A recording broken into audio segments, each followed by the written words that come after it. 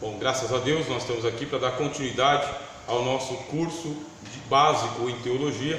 A matéria é Pentateuco e hoje nós vamos encerrar, com a graça de Deus, o livro de Gênesis. O que nós vimos aqui na última aula foi a trajetória de vida de Abraão. Abraão andou com Deus por 100 anos, dos 75 anos até os 175. Dos 75 até os 100, ele é aquele homem que está aguardando o cumprimento da promessa de Deus, de que ele seria pai de uma grande nação. 25 anos esperando uma promessa. Então, quando Deus fez a promessa para ele com 75 é uma coisa, mas com 100 anos ele já está amortecido, tanto ele quanto Sara. Já não tem mais o deleite dos homens e das mulheres, já não mantém mais aquele relacionamento de homem e mulher sexual.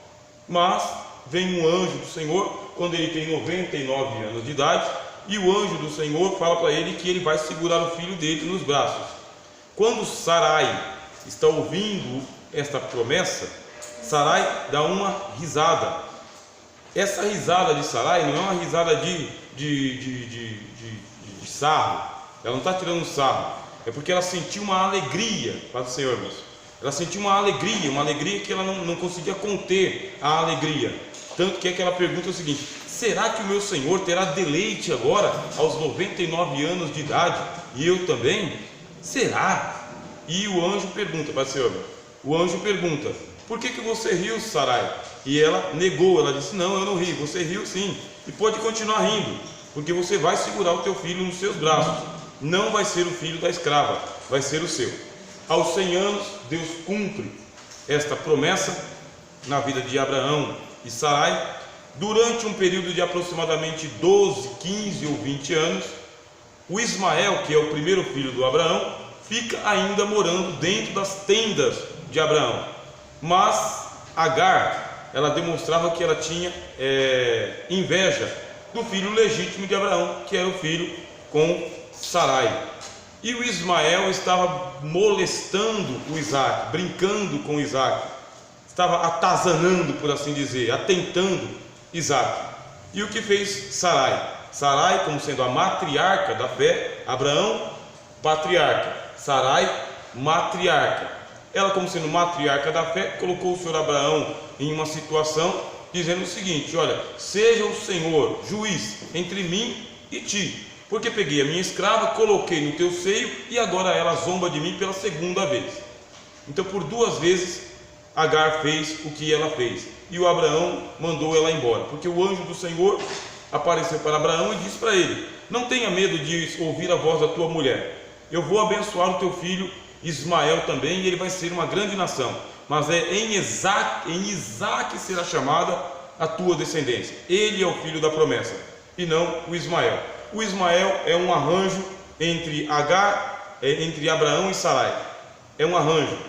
Isaque é o filho da promessa. E nós vamos nos dedicar à aula de hoje para falar sobre a vida de Isaque e Jacó. Permitindo Deus, nós ainda vamos chegar até o José hoje ainda, tá bem? Eu vou correr um pouco nos slides, vou correr um pouco nas explicações, mas o Senhor vai nos abençoar e dar da sua graça para a gente entender o que tem que ser entendido. Aqui está o cronograma, tá bem? Dá para os irmãos verem bem aí? Aqui está o cronograma da vida do Isaque e do Jacó, de Gênesis capítulo 25, versículo 19, até Gênesis 36. Então você tem aí a história do Isaque e Jacó. Primeiro, a família de Isaque: Rebeca, que é a mãe dos gêmeos.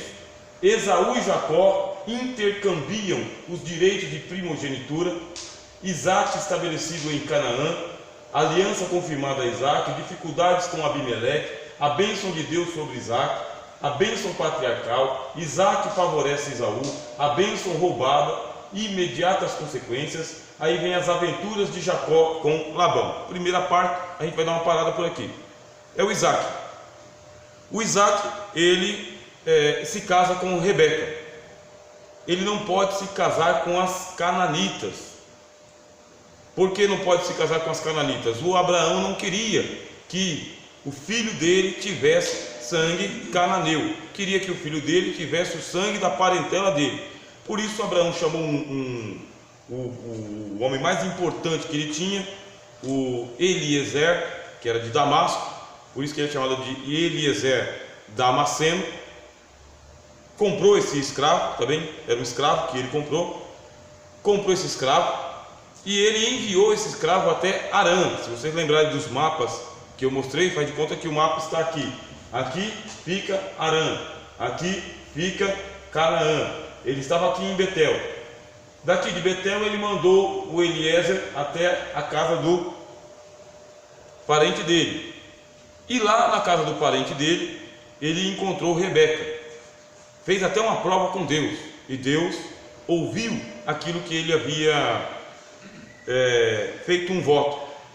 Eu quero trazer um hebraísmo para vocês aqui. O que é um hebraísmo? É uma expressão que você vai encontrar na Bíblia, que você não vai entender pela própria Bíblia.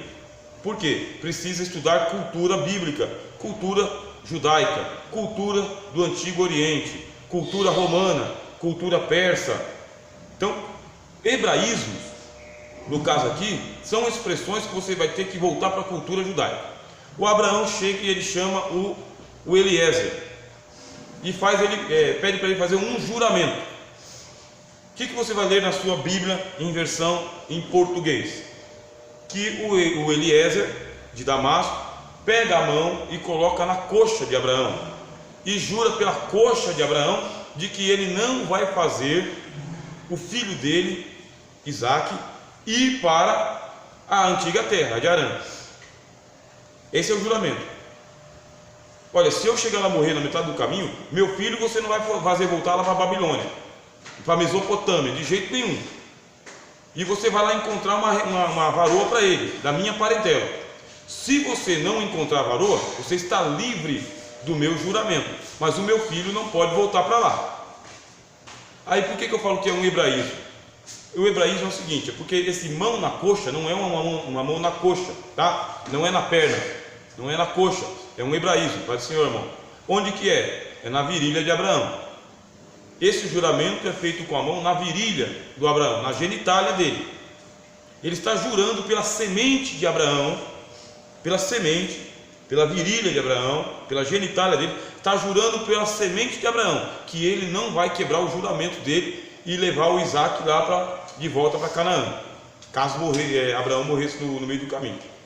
E por que eu estou falando desse hebraísmo? Porque tem muitos na Bíblia, tem vários. Agora vocês são estudantes de teologia, precisam adquirir bastante material para poder encontrar essas dificuldades bíblicas. Na tradução em português você não vai perceber.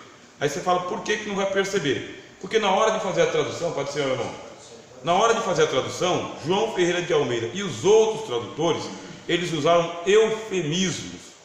O que é um eufemismo? É uma figura de linguagem onde eu uso uma palavra mais leve, uma expressão mais leve, para esconder algo mais pesado. Que nem o apóstolo Paulo fala, que nós dormimos em Cristo. Isso é um eufemismo.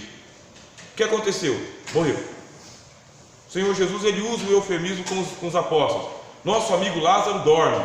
Não entenderam o eufemismo. Aí Jesus falou, morreu, Lázaro está morto. A Bíblia tem muito disso. Os tradutores, na hora de escrever a Bíblia, eles tinham que decidir se eles iam colocar do jeito que estava lá, pesado, ou se eles iam aliviar. E os tradutores aliviaram muitas passagens, tá?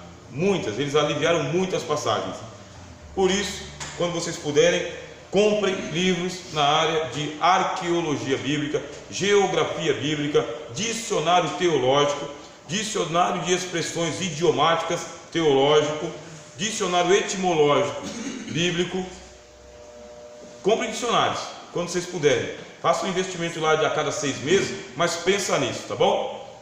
Então aqui, ó, o Isaque vai receber a Rebeca.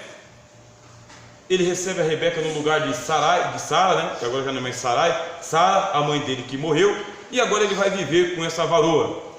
Com um problema, ela é estéril, igual a mãe dele. A mãe dele, de Isaque, era estéril, e a Rebeca, estéril também. E o que fez o Isaque? Orou pela sua esposa. A Bíblia diz que ele orou insistentemente. Leiam a história de Isaque com paciência.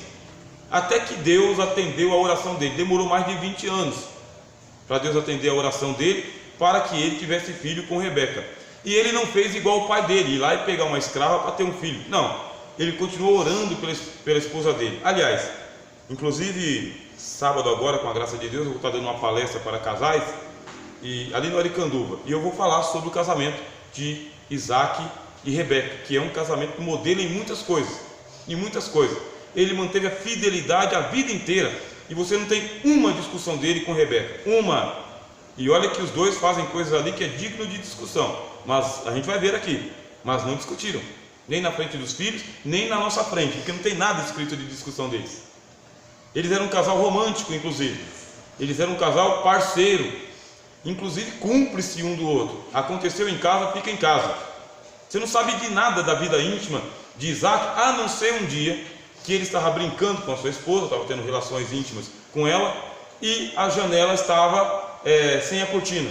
Alguém passou e viu os dois tendo relações íntimas. Eu vou contar o porquê, tá bom? Então o Isaac, ele é um exemplo de um marido fiel a vida inteira, com uma só esposa. Não faz igual o pai dele, o Abraão, que pegou Agar para resolver um problema do jeito dele. Continuou orando pela sua esposa, orou insistentemente, e Deus ouviu ele de uma tal maneira que ele teve gêmeos. Aí vieram gêmeos, e a Rebeca começou a passar mal. A gestação da Rebeca foi ruim, horrível, sabe aquela gravidez de risco? Porque as crianças brigavam na barriga dela. Foi consultar o Senhor, e em profecia o Senhor disse: 2 nações há no teu ventre, e acontecerá o seguinte, que o maior servirá o menor. Não deu outra. Profecia das 2 nações. Nasceu Esaú e Jacó. Esaú mais peludinho, bem vermelho, e Jacó normal, mais peladinho. A Bíblia diz que ele veio agarrado no calcanhar de Esaú, e na hora que ele veio agarrado, colocou o nome dele de Jacó, aquele que agarra pelo calcanhar, sabe? Aquele que agarra a oportunidade. Esse é o sentido. A gente vê aí algumas traduções que dizem que ele era o usurpador, tá bem? Ele é o agarrador, é isso que significa, aquele que agarra mesmo. E a história de Jacó, a gente vai ver depois, foi o cumprimento de uma profecia que aconteceu no ventre. Por isso que nós que somos cristãos acreditamos em profecias, irmão. A Bíblia diz: não desprezeis as profecias, e não proibais falar em línguas.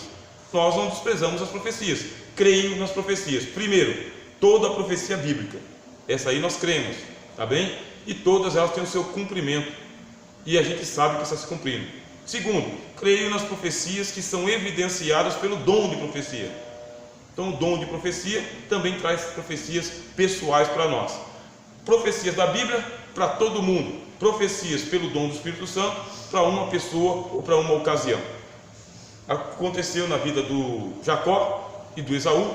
Eles cresceram, tá bem? Eles cresceram, olha lá, intercambiam os direitos de primogenitura. Por que intercambiam? Porque nasceram os dois no mesmo dia. Mas a primogenitura natural é para aquele que abre a madre. Quem abriu a madre? O Esaú. Mas a Bíblia diz que ele não valorizou esse direito de primogenitura. Ele não era espiritual. O autor aos Hebreus fala no capítulo 12 que ele era devasso e profano. Tanto é que o Esaú, quando ele pegou a idade da adolescência para a juventude, porque, mais uma vez, um hebraísmo, a partir dos 13 anos de idade, o menino já não é mais menino, o menino é homem. Não é que ele é um adolescente, ele é homem, tá? Até os 13 anos de idade, vive na tenda com a mãe. A partir dos 13 anos, monta a própria tenda. Não é que ele vai morar com o pai, só que tem um acampamento de mulheres e um acampamento de homens. Ele sai do acampamento das mulheres e ele vai para o acampamento dos homens. Aconteceu com o senhor Esaú e o Jacó ao mesmo tempo. Pode ver que cada um foi morar na sua própria tenda, mas no acampamento dos homens. Lembrando que o Isaac é herdeiro de Abraão, que era um homem muito rico. O Isaac, ele herdou tudo que era de Abraão, tudo. Tanto é que o Abraão teve uma outra esposa com outros filhos, mandou esse pessoal para o deserto para ninguém atrapalhar a herança do filho legítimo dele, que era Isaac. Abraão, sabido, não vou deixar uma briga entre irmãos aqui de jeito nenhum. mandou todo mundo para o deserto, só ficou Isaac na terra da promessa. Então Isaac ele era muito rico, tinha muito gado, e agora ele tem 2 filhos, Jacó e Esaú e Jacó. 13 anos os meninos saem do acampamento das mulheres, vai para o acampamento dos homens, e o que acontece com Esaú? Vira um namorador, um pegador de Cananeia, porque havia muita licenciosidade naquele dia. Ia-se para os templos, ia-se para os santuários, ia-se para os rituais litúrgicos, e lá na beira do templo tinham as prostitutas sagradas, que eram mulheres meretrizes que vendiam o serviço do sexo para o templo, além daquelas que eram meretrizes mesmo, porque foram abandonadas pelo marido, porque ficaram viúvas, porque não tinham filhos, etc. e tal. O que faz o Esaú? O Esaú começou a ser um namorador e ele montou um harém para ele, a Bíblia diz, um harém, várias mulheres cananeias, e isso deu desgosto para Isaac, que era um homem de fé, meu irmão. Vocês vão ver aqui, Isaac sempre foi um homem de fé, ele andou nas pegadas do pai dele, Abraão, pegadas, e ele era um homem com muita fé, e desagradou a Rebeca também, por isso que começou a desgostar o casal. E lá no livro dos profetas, Deus vai dizer o seguinte: amei Jacó, aborreci Esaú. Porque o que o Esaú está fazendo é a mesma coisa que o Caim estava fazendo. São 2 irmãos, inclusive tem uma tradição que diz que Abel e Caim eram gêmeos também. São 2 irmãos, mas não são idênticos. Um vai para o caminho da carne e o outro para o caminho do espírito. Então, o Esaú, ele acaba sendo aborrecido por Deus. Ele aborrece a Deus e Deus se aborrece dele. Mas Deus amou a Jacó. Por que amou a Jacó? Porque desde que ele recebeu a profecia de que o maior servirá ao menor, alimentou no coração. E um dia a Bíblia diz que o Esaú, voltando faminto, vendeu o direito de primogenitura por um guisado, por uma lentilha, sabe, por uma refeição. E ele vendeu diante de Deus, com um juramento: de que me serve esta primogenitura se eu morrer de fome? Aí Deus amou Jacó e aborreceu Esaú. Naquela hora, o Jacó, que não tinha um direito natural garantido em lei, ele está recebendo agora um direito divino. Só que ele vai ter que lutar pela bênção dele. Ele vai ter que provar para Deus de que ele realmente quer. Quando os irmãos estiverem fazendo uma pregação lá sobre Jacó, vejam os pontos positivos da sua caminhada, a sua luta, quando ele desce lá no Val de Jaboque, com Deus e com os homens. Por isso que eu pedi para os irmãos lerem a Bíblia também, a partir do capítulo 12, fica mais fácil o entendimento. Eu pedi para os irmãos lá no grupo, né? Leiam Gênesis de 12 até 50, fica mais fácil. O Jacó desce no Val, luta com o anjo, aí o anjo diz: lutasses com Deus e com os homens, e prevalecesse, porque ele não tinha direito à primogenitura, não tinha, não era dele, era do Esaú. Aí o que acontece? O Esaú despreza, o Jacó quer, e Deus está sondando os corações. Acontece que o Isaac ainda está vivendo na terra dos cananeus, e acontece um período de fome lá na terra dos cananeus. E quando acontece esse período de fome, o que o Abraão fez? Desceu ao Egito. Depois teve outro período de fome. O que fez o Abraão? Foi morar com Abimeleque. E agora vai acontecer a mesma coisa com Isaac. Mas primeiro vamos aqui. Isaac foi um homem de oração, que muito prosperou em todos os seus caminhos. O homem, ele era um toque de ouro, um homem tão abençoado que ele cavava poço onde não tinha água e brotava água por causa do Isaac. Essa é a leitura bíblica, tá bem? Você não percebe isso no português, mas você percebe isso quando você está lendo nas fontes. Deus fazia brotar a água por causa do Isaac, porque ele estava cavando. Ele era o homem abençoado, e ele cavava poços no tempo de fome e achava água. Vinham os filisteus e tomavam o poço dele, porque nem todo mundo conseguia. Cavava buraco no mesmo lugar e não tinha água. O Isaac ia lá, dava 2 pasadas e achava água. É por isso que o livro de Deuteronômio fala: essas bênçãos te perseguirão, elas vão atrás de você, você não precisa correr atrás de bênçãos. Deus falou para Abraão: seja você uma bênção. Você não precisa correr atrás de bênçãos, as bênçãos sabem onde você mora, então ela vai chegar lá, receba. Glória a Deus. Amém? Ela sabe onde eu moro também. Está lá, está aqui, glória a Deus. Então Isaac, aí o que acontece? Ele era um homem da paz, cavava um poço. Os filisteus vinham, contendiam por causa do poço. Ele pegava o rebanho, o acampamento dele, levantava, ia mais uns 2, 3, 4 quilômetros para frente, cavava outro poço. O que Deus fazia? Dava água para ele de novo. Aí os filisteus ouviam falar que ele achou outro poço, iam lá e tomavam o poço dele. Ele era um cavador de poço, e no poço que ele cavava, Deus dava água. Até que, e ele não contendia, sabe? Porque a Bíblia diz que nós somos pacificadores.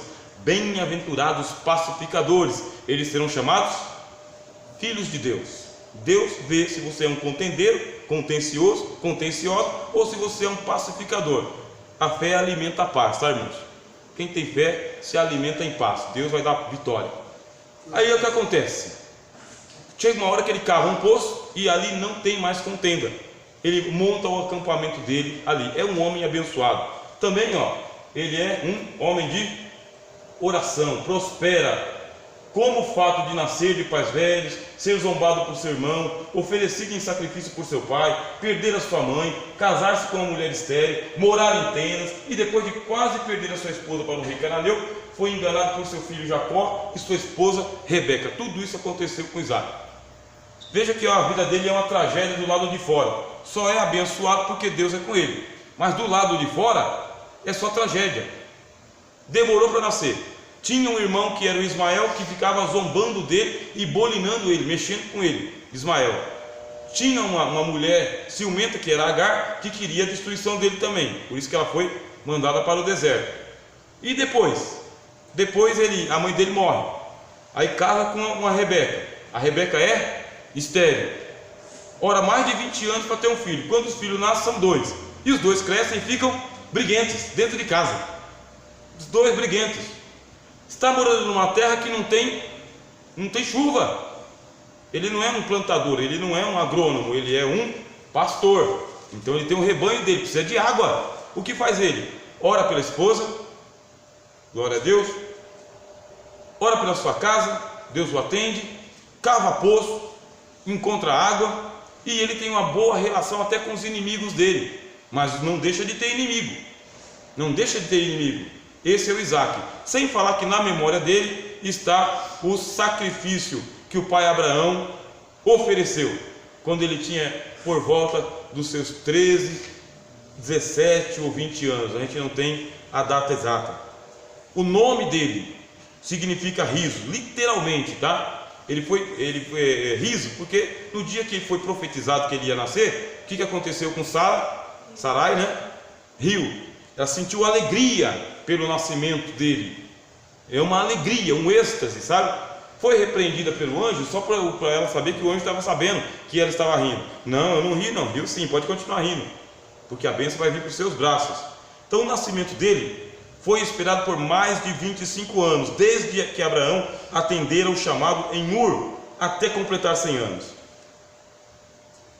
No capítulo 18 de Gênesis, 3 anjos aparecem a Abraão e lhe revelam que o tempo para cumprir a profecia havia chegado. Ao ouvir as palavras dos anjos, Sarai riu, talvez por alegria, talvez por ceticismo, mas os anjos repreenderam e afirmaram que a profecia se cumpriria.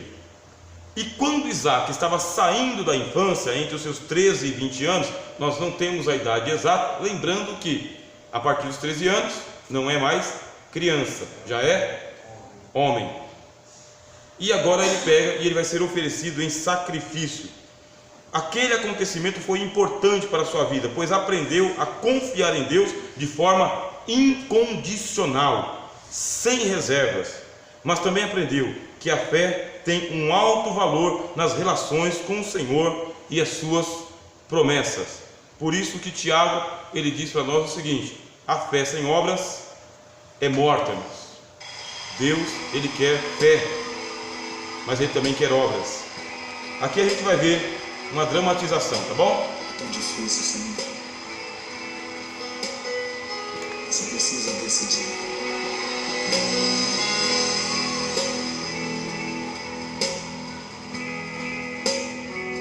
Quando chega o momento da decisão, Senhor, como escolher? Quando ouvir perguntar: e o cordeiro onde está? Seu coração sangrou quando ouviu o pai lhe responder: Deus irá prover. Seu coração temeu, e lado a lado, em silêncio, os dois choraram ao verem chegando o lugar da decisão. Um pedido assim que parte o coração. Como escolher entre a fé e a razão? Quando dizem não é opção e a fé te pede um sim. Quando é preciso enfrentar e a alma quer fugir, é difícil ser como Abraão e um filho entregar. Se Isaac deitasse sobre as pedras do altar.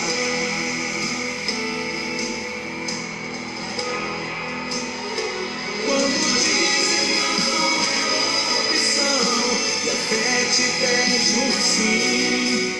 Quando é preciso enfrentar e a alma quer fugir, é difícil ser como Abraão e um filho entregar. Se Isaac deitasse sobre as pedras do altar. Quando dizem não é opção e a fé me pede um sim. Quando eu preciso enfrentar, minha alma quer fugir. Eu preciso ser como Abraão e tudo entregar. Se Isaac deitar-me sobre as pedras, é preciso coragem pra subir. É preciso ter fé pra aceitar. É preciso ter força e dizer sim. E deitar-se sobre as pedras do altar. É preciso coragem pra subir. É preciso ter fé pra aceitar. É preciso ter força e dizer sim. E deitar-se sobre as pedras do altar. Oh, oh.